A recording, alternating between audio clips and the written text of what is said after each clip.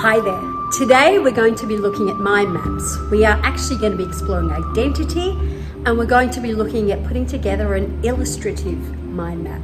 But first of all, we're going to start with a mind map using words.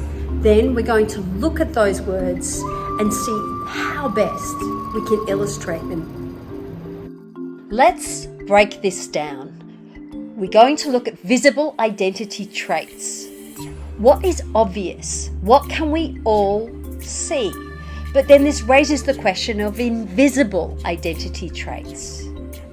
What is hidden? What is hard to determine?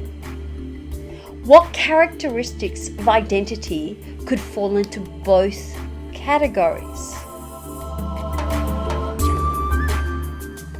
The aim of this unit is to create a mind map which is illustrated and is all about identity. These are the things you need to include in your mind map. You can also look at memories, beliefs, opinions, culture, religion, hobbies and interests, but remember that this is your identity mind map. You can leave things out or you can include personal information.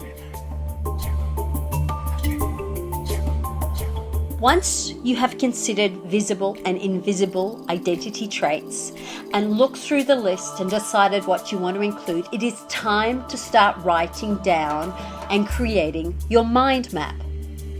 Start by popping your name in the middle in a bubble. Choose which categories you want to include and extrapolate. This means expand that list. Get as detailed as you like. This is your list.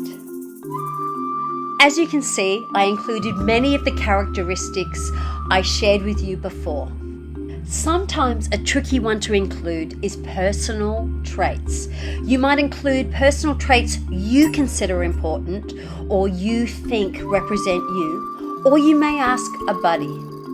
I have included mine, which is a simple mind map, but it covers all the important aspects of my identity. Once complete, you need to work out just how you can illustrate it. I have put together 3 examples. The first traced around my left hand and included lots of text, both handwritten and printed. I used a variety of coloured inks to represent me as an artist. The second piece started off as a jelly print on which I added a black and white picture of myself. I included text and I used Zentangle patterning, coloured inks, acrylic paint and stencils. The final piece is far more illustrative. I have found symbols which illustrate the characteristics which make up my identity. So now you have an opportunity to find those words that you think best describe you, that encompass your identity, and words that you have connection with that really describe who you are.